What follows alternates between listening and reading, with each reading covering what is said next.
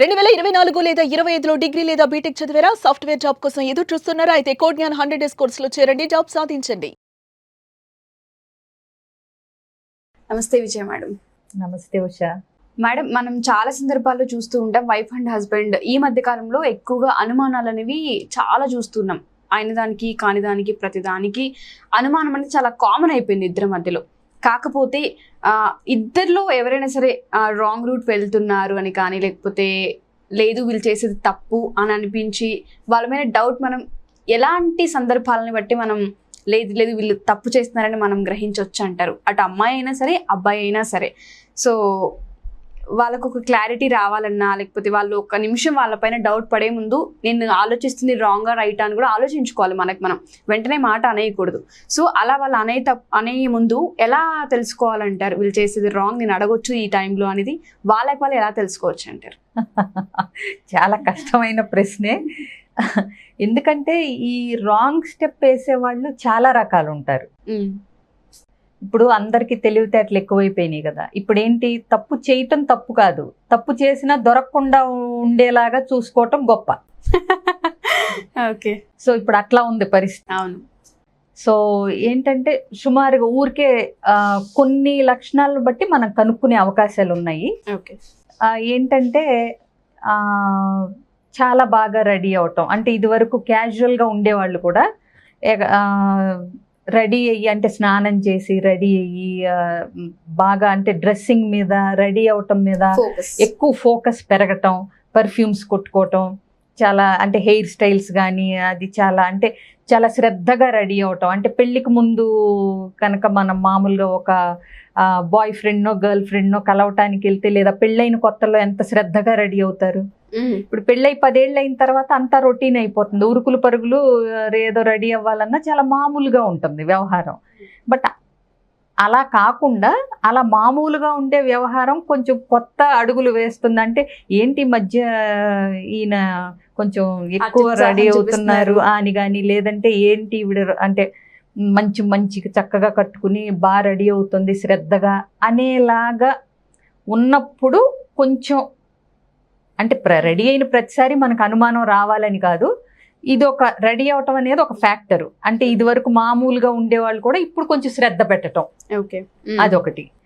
అట్లాగే ఏదన్నా phone calls వచ్చినప్పుడు, ఒకప్పుడు చాలా మామూలుగా పక్కన కూర్చుని ఉంటే ఇప్పుడు మనకు ఫోన్ వస్తే క్యాజువల్గా తీసి మాట్లాడతాం.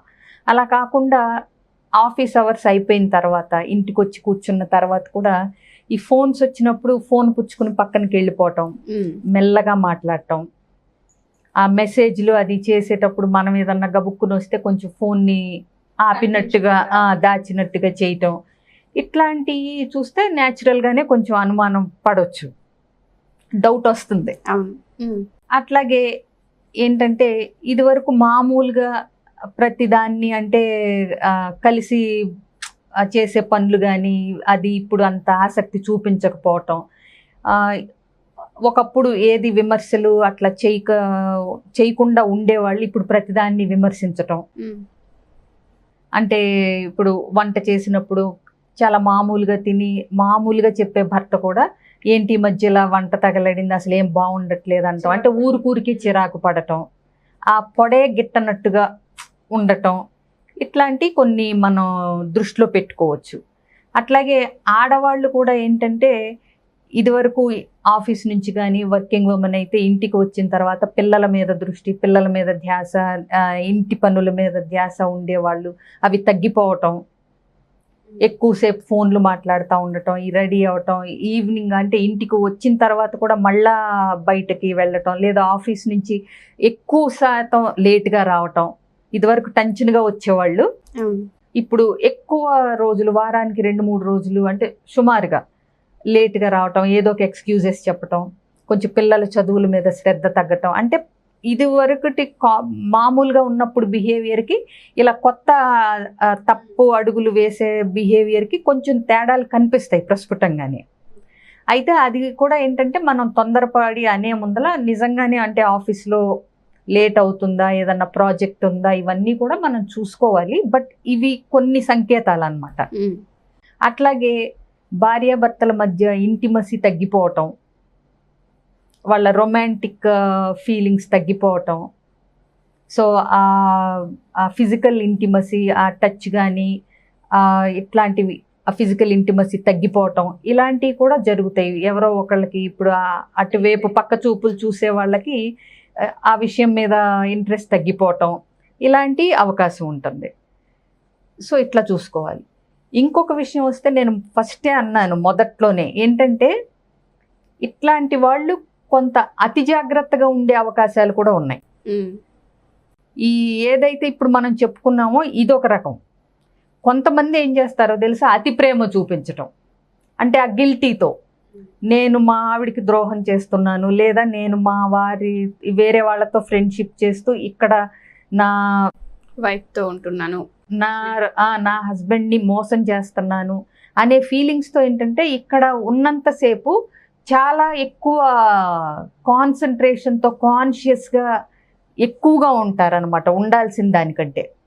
అంటే నచ్చిన కూరలు బాగా వండి పెట్టడం, ఇంట్రెస్ట్గా వండి పెట్టడం, ఆడవాళ్ళ సైడ్ నుంచి బాగా ప్రేమగా చూసుకోవటం, ఎక్కువ బయటికి తీసుకెళ్ళటం, అడిగినా అడగకపోయినా అన్నీ కొనిపెట్టడం, అడిగి అడగగానే అతిగా మెచ్చుకోవటం. ఓకే, అంటే ఏంటి, ఎక్కడ అనుమానం రాకుండా. నీకు అర్థమైందా? సో ఇట్లా జాగ్రత్తలు తీసుకునే వాళ్ళు కూడా ఉంటారు. అందుకని మనం అంత తేలిగ్గా కనుక్కోలేం. ఇవాళ రేపు అసలు తప్పు చేయకూడదనే జ్ఞానమే ఉండి, అది తెలిస్తే మొత్తం సంసారం కాపురం నాశనం అయిపోతుంది, మనం ఎటువైపు వెళుతున్నాం అని మనకి ఎక్కడో విన్నాను కూడా నేను. ఏంటంటే కళ్ళు వెళ్ళిన చోటకల్లా మనసు వెళ్ళకూడదు, మనసు వెళ్ళిన చోటకల్లా మనిషి వెళ్ళకూడదు. ఆ గీత గీసుకోవాలి కదా. ఇప్పుడు ఎక్కువసేపు ఆ ఆఫీస్లో, ఆ వర్క్ ప్లేస్లో ఉంటారు, చిన్న చిన్న ఆకర్షణలు, ఇంట్లో ఉన్న డిస్టర్బెన్సెస్ వల్ల ఒక్కొక్కసారి కొంచెం మొగ్గు చూపటం అట్లాంటి జరగవచ్చు. ఎందుకంటే సానుభూతి ఎక్కడ కనిపిస్తుందో అటువైపు ఉంటుంది. కానీ మనం విచక్షణతో మనం ఆలోచించుకోవాలి, దీని పర్యవసానం ఎక్కడికి వెళ్తుంది.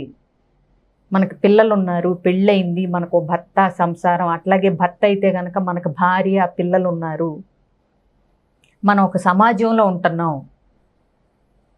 మనకి ఆ పెళ్ళి అనే ఒక వ్యవస్థే ఒక కట్టుబాటులో, ఒక గీతలో, మనం ఒక కట్టుబాట్లతో పద్ధతిగా ఉండటం కోసం పెట్టిన వ్యవస్థ, ఇన్స్టిట్యూషన్. మ్యారేజ్ అనే ఇన్స్టిట్యూషన్ ఒక సేక్రెడ్ ఇన్స్టిట్యూషన్. అట్లాంటిది దానికి ఇప్పుడు మనం ఆఫీస్లో ఉద్యోగం చేయాలంటేనే ఎన్నో రూల్స్ ఉంటాయి. అంటే నువ్వు 9ంటికి రావాలి అనో, ఇన్ని గంటల పని చేయాలనో, ఈ టైం లోపల డెడ్ లైన్ అనో ఉంటుంది. అట్లాంటిది లైఫ్లో మనం ఎంచుకుని, మనం ఇష్టపడి చేసి పార్ట్నర్ని ఎంచుకున్నప్పుడు మనం కొన్ని కట్టుబాట్లకి ఖచ్చితంగా కట్టుబడి ఉండగలగాలి. మధ్యలో తప్పటడుగులు వెయ్యాలని అనిపించినా దాన్ని సరి చేసుకోవటం, ఆ మనసుని ఎవరితో షేర్ చేసుకుని నాకు ఇట్లా అనిపిస్తుంది, ఇప్పుడు ఏంటిది అని దాన్ని కట్ చేసుకోగలగటం, ఇవన్నీ తెలవకపోతే ఉషా మనసు ఎవరు మా ఇష్టం వచ్చినట్టు మేము చేస్తాము అని అంటే ఇంకా మనకు పెళ్ళి అనే దానికి ఒక పవిత్రత కానీ ఇది ఎక్కడ నిలబడుతుందమ్మా? అనిపించటం వేరు, చేయటం వేరు. చాలా అనిపించవచ్చు, కానీ అనిపించినవన్నీ చేయకూడదు కదా, ఆలోచించుకోగలగాలి. అండ్ ఇంకొకటి, ఇవన్నీ మొదట్లో బాగానే ఉంటాయి. ఎవరైనా సరే ఇప్పుడు ఒక మహిళకి కొంచెం సానుభూతి చూపిస్తే ఆవిడ ఇంట్లో పరిస్థితులు బాగాలేదు, భర్త చాలా కటువుగా ఉంటాడు, లేకపోతే అండర్స్టాండింగ్ లేదు, ఇట్లా అనుకున్నప్పుడు కావాలని ట్రాప్ చేసేవాళ్ళు కూడా ఉంటారు పబ్బం గడుపుకోటానికి. చాలా జరుగుతున్నాయి ఈ మధ్య కాలంలో చూస్తున్నాం. అంతే కదా, ఎవరు ఎక్కడ అవకాశం దొరికితే అక్కడ అందిపుచ్చుకుందామని చూస్తూ ఉంటారు. అందుకే ఎప్పుడు మన జాగ్రత్తలో మనం ఉండాలి. ఆడవాళ్ళేంటి, మగవాళ్ళేంటి. ఇప్పుడు ఆడవాళ్ళు కూడా ఉన్నారు కొంతమంది, 2-3 కేసెస్ వచ్చినాయి నా దగ్గరికి. మగవాళ్ళని ఇట్లా ఏదో రకంగా ఆకర్షించి తర్వాత బ్లాక్మెయిల్ చేయటం. సో ఇప్పుడు భార్య దగ్గర బయటపడిపోతే ఇప్పుడు పరువు పోతుంది, ఎక్కడ విడాకులు అయిపోతాయో అని చెప్పి వీళ్ళు ఆ బ్లాక్మెయిల్కి లొంగిపోవటం, ఇట్లాంటివి చాలా ఉన్నాయి, జరుగుతున్నాయి బయట. అసలు ఇది జరగట్లేదు, ఇది జరుగుతుంది అని అనటానికి లేదు, కొత్త కొత్తగా వింత వింతగా జరుగుతున్నాయి. సో ఇవన్నీ ఎక్కడొస్తాయి ప్రాబ్లమ్స్? మనకు అసలు ఒక క్లియర్ కట్ ఐడియా, అవగాహన, ఒక క్లారిటీ, మనం ఎంతవరకు అడుగులు వేయాలి, ఎక్కడ మనం కంట్రోల్లో ఉండాలి, ఎక్కడ మనం గీత ఎక్కడ దాటకూడదు అనేది ఒక వైఫ్కి ఏంటి, ఒక హస్బెండ్కి ఏంటి, ఒక క్లారిటీ ఉన్నప్పుడు ఇలాంటివి తక్కువ జరిగే అవకాశం ఉంది. Thank you madam. అంటే చాలా మందికి ఇవన్నీ అవసరం. మీరు ఏదైతే చెప్పారో పెళ్ళి అనేది నిజంగా మనకు ఒక కట్టుబాట్లు, ఒక సాంప్రదాయం, ఒక పద్ధతి. ఇవన్నీ లేనప్పుడు మనం దానికి అసలు ఎక్కడ రెస్పెక్ట్ చేస్తున్నాం కూడా అర్థం కావట్లేదు. చాలా మంది కొంతమందికి నిజంగానే ఇప్పుడు భార్య చాలా గయ్యాళిగా ఎప్పుడు రాచి రంపాన పెట్టేలాగా ఉంటారు.